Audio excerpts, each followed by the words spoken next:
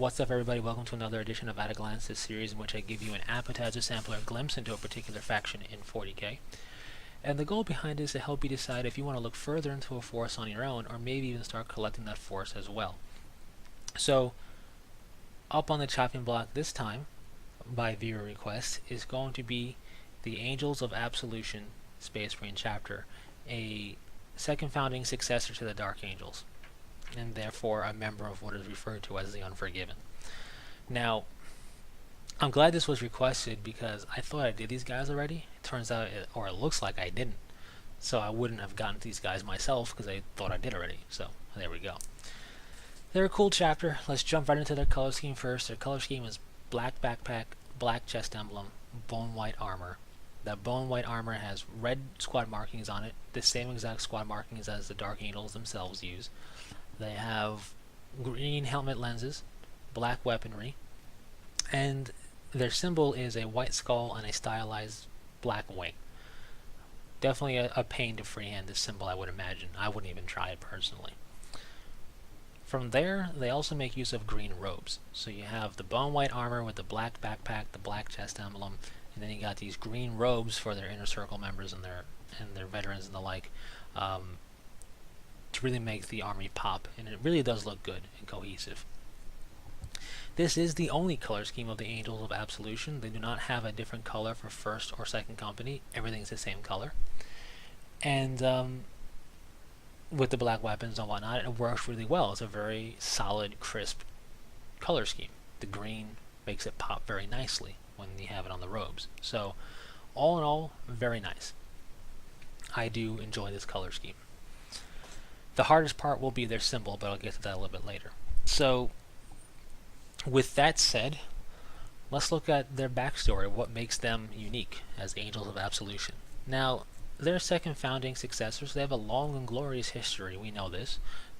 We just don't have a lot written about them, and that's the unfortunate thing about the Unforgiven in general. There's just not a lot written about the successors in there, or about the Unforgiven overall. But we do know, just like every other Unforgiven, that the Angels of Absolution virtually are identical in terms of command structure and teachings and in combat doctrine and structure of their chapter organization and all that to the Dark Angels, just like the other Unforgiven. Now, I want to take a moment here to address the Siege of Rax Volume 3 book. When that book first came out, there was a squad depicted in there as a veteran squad in power armor as first company for the Angels of Absolution. And this caused a bit of an uproar because people were saying, what does this mean, yada yada yada. I looked at it as a misprint, as something fell through the cracks and Forgeworld didn't catch it.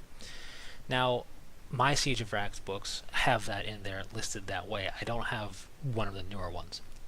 But when it was updated, that picture was changed to reflect the fact that they're in power armor and therefore list them as 4th Company veterans. They still have Crux Terminalis symbols on them, so whatever, take with that what you will, but they were no longer listed as 1st Company, kind of showing that yes, all the successors of the Dark Angels have their chapter organization virtually identical to the Dark Angels themselves. So 1st Company, purely in Terminator armor. 2nd Company, purely in bikes and speeders, and so on. So that would not be a 1st Company veteran squad because they're not in Terminator armor, and so on. So I haven't seen this personally myself, but I have done some digging and have seen multiple sources say this is such, so I would have to think it is.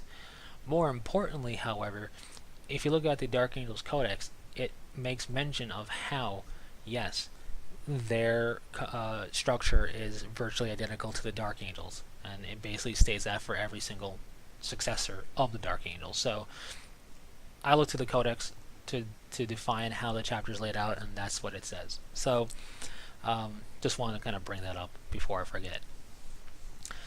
So the Angels of Absolution have a unique demeanor to them. They have this what's called gallow humor, or gallows humor, depending on how you want to say it. And gallows humor is a grim and ironic sense of humor in a desperate or hopeless situation. They also have bleak irony as well as part of their demeanor. So they have some people say A, they have a sense of humor, unlike the rest of them Unforgiven, and B, they have a very grim sense of humor.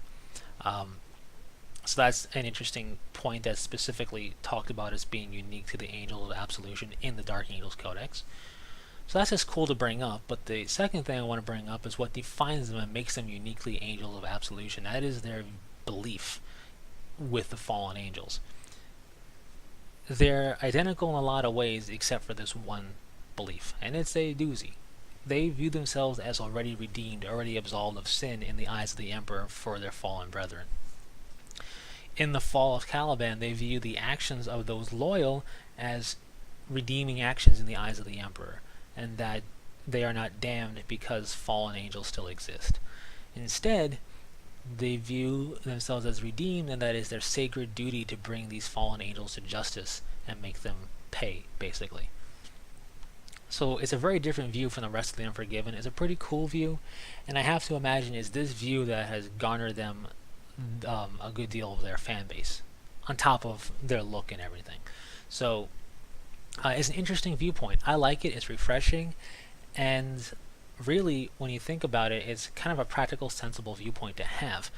They're second founding successor. So not only do they view the actions of the loyal Dark Angels Legion members in the fall of Caliban as redeeming them, but they've been loyal to the Emperor, fighting against the Emperor's enemies, and also capturing these fallen angels as well for like 10,000 years, right? So all of that together is a pretty good argument for their case when you think about it. But that's their viewpoint. It's different from everybody else's in the Unforgiven, and you would think this would cause some strife amongst the Unforgiven, but it doesn't seem to. They cooperate. They've been very cooperative, and they've done many joint strikes alongside Dark Angels and other Unforgiven members. So they're pretty good at doing that, and it hasn't caused any problems between them and the Unforgiven at large. So it's just a unique little belief that they have, and I like it.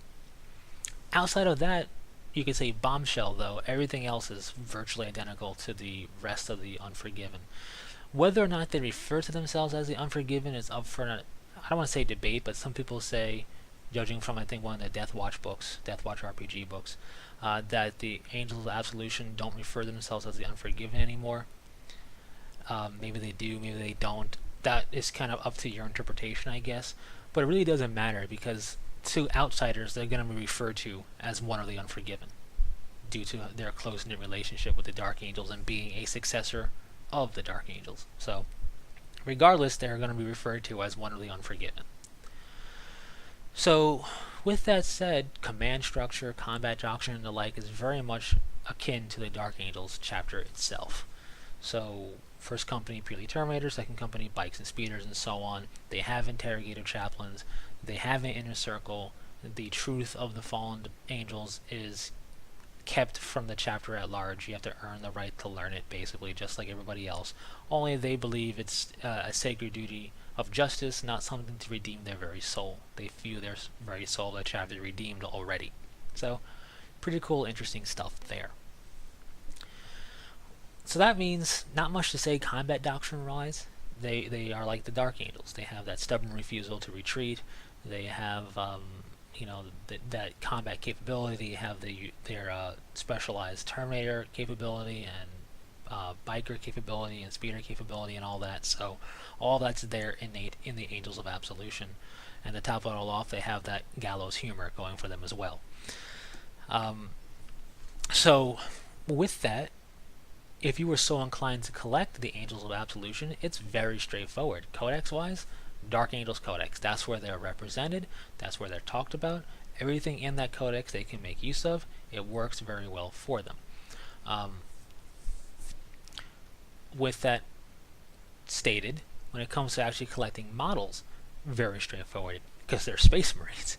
So any of the generic bits or kits from GW and Forge World of any mark variety, whether it's Heresy era or Modern 40k era, will work for them just fine. And a good deal of the Dark Angel bits will work for them just fine. Sword iconography is fine with them. Even having small Dark Angel symbols here and there can work. Now, if it's emblazoned on the chest plate or on the robe or whatever, then obviously that won't work. But having a small Dark Angel symbol here or there on the model, on a weapon, on their helmet even, or what have you, you could get away with that, in my opinion. And you could basically state that the angels of Absolution fight alongside other members of the Unforgiven. They fight alongside the Dark Angels. In one particular campaign, this particular Astartes, or these particular Astartes, well, I guess it sounds the same whether it's singular or plural, but whether it's one guy or these multiple guys, stood out for, insert your reason here, in the eyes of the Dark Angel Command, and the Dark Angel Command rewarded them with some iconography to wear on their armor, signifying that they are all together as the Unforgiven, and so on and so forth. So, basically signifying their close-knit relationship as Dark Angels by another name, you could say. And this is further, real quick, kind of, given credence, you could say, by the very act of the Siege of Vrax. In Part 3, they're there under direct order, essentially, by Azrael of the Dark Angels. And there's an interrogative chaplain from the Dark Angels there to oversee the battle force of the Angels of Absolution. So this is kind of shows their close-knit working relationship, and therefore could put some merit behind that whole idea of having a medallion of the Dark Angel symbol given to you as an honorific for a particular heroic deed or what have you. So there you go. That's just some quick excuse I whipped up. Basically, the reason I whipped up that excuse is because A, it sounds kind of like it could work, and B, it lets you make use of more Dark Angel bits out there that aren't completely emblazoned with the Dark Angel symbol everywhere or anything like that.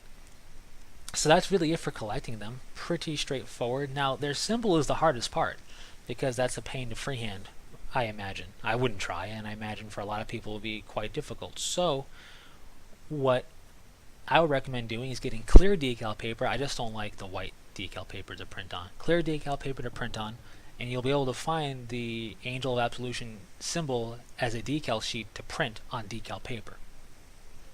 Now, if your printer can't print white, it's going to make that skull very transparent, essentially. What you do is kind of like what I said with the Storm Wardens at a glance. You put white down on the shoulder pad where the symbol's going to go, put the symbol down on top of it, and then clean up any excess white that is showing with the armor color of the chapter, in this case the Angel of Absolution. So you would clean it up by making it bone right to the very edges of the black wing. And considering one of the ways to do this color scheme for Angel of Absolution is a very near white base color and then washes, you might be doing this anyway, so you just put the symbol down a little bit early, and then you just clean up around the symbol's edges, and you have your symbol right there ready to go, looking sharp. So that's what I would recommend personally for their symbol. Outside of that, I know it kind of sounds like I didn't say too much about this chapter. We just don't have a lot to go on as specific to the Angels of Absolution. We just have the fact that they are a member of the Unforgiven and therefore have a lot of stuff similar that way, with their two big differences being the demeanor of the chapter and their belief structure being very much different in regards to the fallen angels.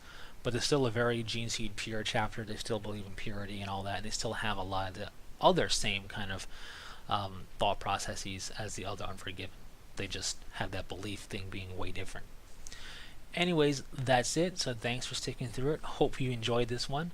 Remember to leave any questions, comments, or requests in the comment section. I'll get to them as best I can, as soon as I can. And until next time, take it easy.